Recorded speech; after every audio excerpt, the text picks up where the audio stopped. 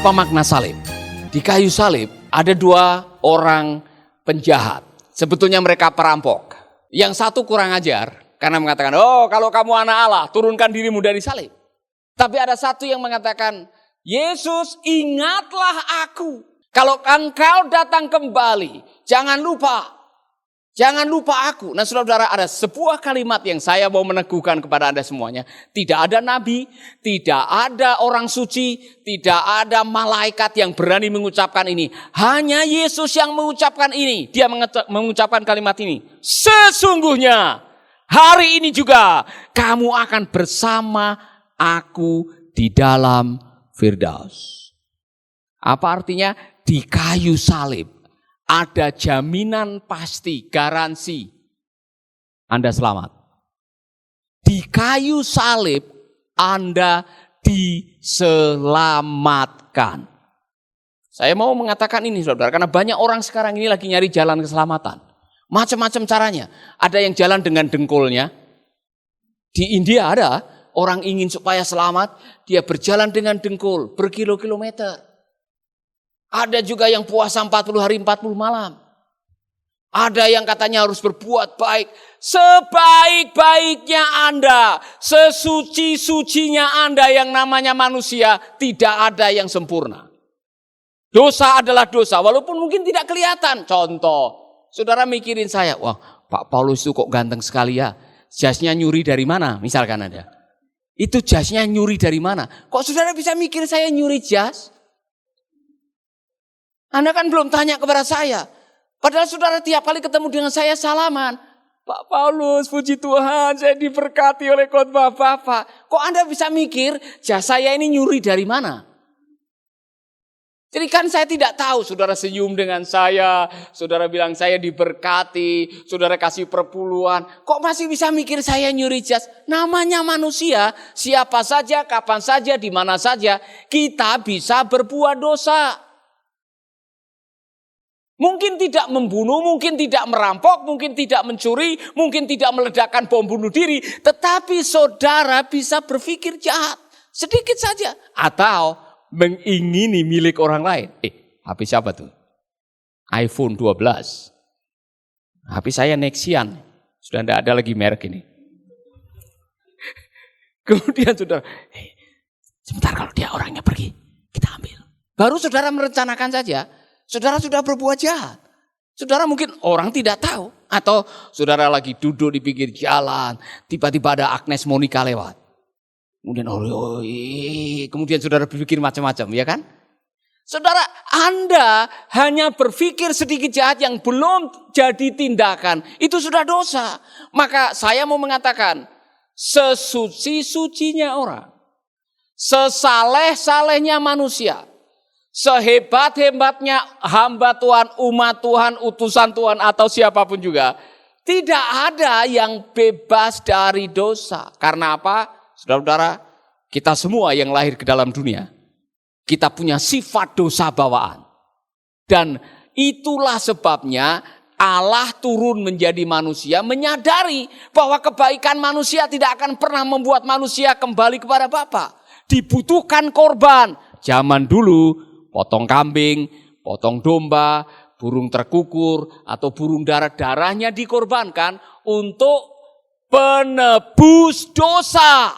Sekarang Anda tidak perlu lagi. Karena apa? Allah di dalam Kristus sudah menanggung seluruh dosa dunia di kayu salib. Maka Yesus dengan begitu yakin mengatakan, hari ini juga kamu akan bersama-sama dengan saya di dalam Firdaus. Saudara-saudara, ada yang mengatakan, this is the words of assurance. Ini kalimat jaminan. Kalau Anda percaya Yesus, Anda percaya kuasa salib, hari ini juga kalau saudara mati, saudara bersama dengan Yesus di surga.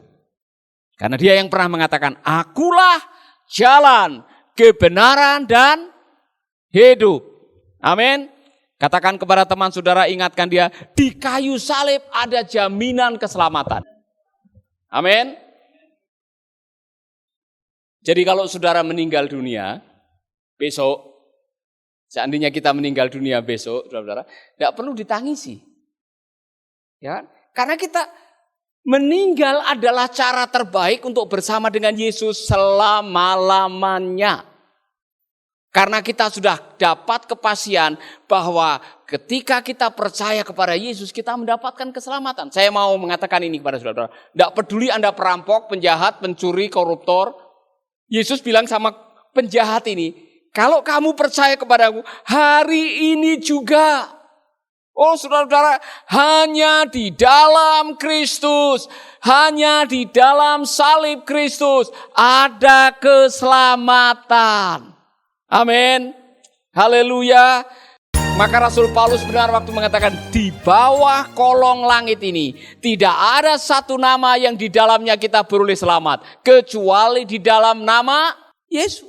Maka saudara-saudara resikonya apa? Jangan lupa ketika Anda melihat salib dan Anda sudah diselamatkan, beritakanlah berita salib kepada saudara-saudaramu yang lain yang belum menemukan jalan keselamatan. Amin. Haleluya. Saya mau tanya jujur saudara-saudara. Berapa kali dalam hidup saudara Anda memberitakan berita keselamatan kepada orang? Atau Anda mengatakan, pokoknya keselamatan itu urusan pribadi. Mau selamat, mau tidak urusanmu. Yang penting aku selamat. Anda boleh menjadi egois seperti itu. Tetapi saya mau mengingatkan, seharusnya setiap orang yang mempercayai bahwa di salib ada keselamatan. Dan hanya salib yang menjadi jalan keselamatan melalui Kristus. Saudara harus memberitahukan kepada yang lain-lain. Kasih tahu bahwa hanya melalui Yesus Anda bisa diselamatkan. Karena Yesus yang mengatakan, akulah jalan, kebenaran, dan hidup. Ulangi lagi. Yesus yang mengatakan, akulah jalan, dan Yesus yang mengatakan ini, tidak ada seorang pun yang sampai kepada rumah Bapa kalau tidak, dengan kata lain, satu-satunya jalan keselamatan adalah Yesus. Maka nyanyikanlah lagu itu. Yesus itulah satu-satunya penolongku yang sungguh. Saudara ada yang tidak tahu ya? Dia berjanji akan kembali angkat kita semua.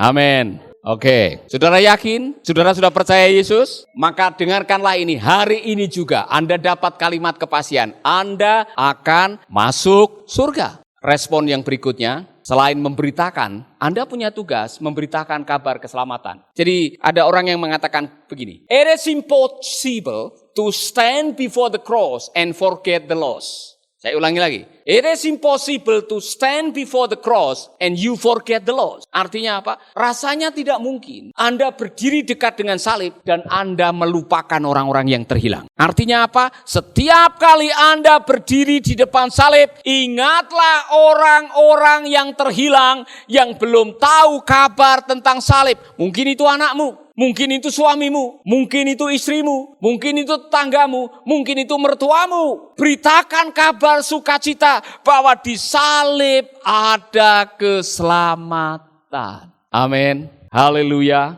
Saudara-saudara, saya ketemu dengan banyak orang yang pada akhirnya cara orang itu bertemu dengan Yesus adalah melihat penglihatan tentang salib. Saya mengingat ada seorang penjual tempe di daerah Bromo. Dan waktu saya khotbah di gereja itu dia bersaksi bagaimana Bapak ini berjumpa dengan Yesus dan menjadi orang percaya. Karena waktu dia sekarat, waktu dia mau mati di tempat tidur 9 bulan, dia ada di tempat tidur tidak bisa bergerak badannya. Tiba-tiba ada orang yang datang dengan tangannya yang mengeluarkan darah, wajahnya bersinar, menyentuh dahinya, besok pagi dia bisa jalan. Hari itu dia tidak tahu, saudara-saudara, bahwa itu Yesus. Dia tidak tahu siapa orang itu, karena dia bukan orang Kristen. Saat dia memikul dagangannya, berjualan dari rumah ke rumah, masuk ke sebuah rumah yang adalah rumah pendeta. Dan pendeta itu punya kalender yang ada di dindingnya, pas di gambarnya adalah Yesus yang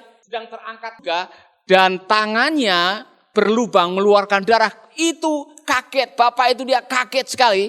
Dan dia mengatakan, ini dia yang datang beberapa malam yang lalu, yang menumpangkan tangannya, dan besok paginya saya bisa sehat, bisa sembuh. Siapakah dia? Pak Suryadi, Gembala Sidang, langsung menjelaskan, dialah Yesus. Dialah Yesus. Oh, langsung orang itu bersujud dan mengatakan, Pak, saya mau percaya kepada Yesus. Dia percaya kepada Yesus, dia didoakan. Dan setiap minggu, dia datang sambil jualan tempe, dia datang ikut ibadah. Ternyata didengar oleh mertuanya dan istrinya.